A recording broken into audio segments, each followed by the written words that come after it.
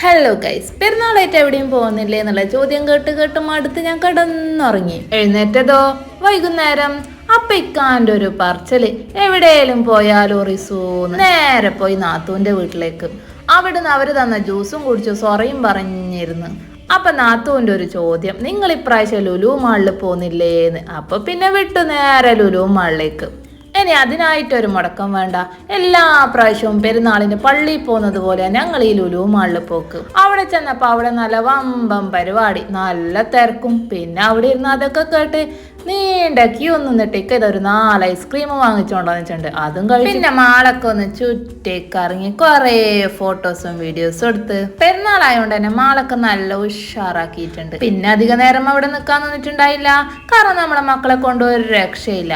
അപ്പൊ ഇതാ സഹികെട്ട ലുലു മാളനെ നമ്മളോട് പറഞ്ഞു ഇറങ്ങിപ്പോവാൻ വേണ്ടിയിട്ട്. പിന്നെ നേരെ വിട്ട് മക്കളെ വീട്ടിലേക്ക്.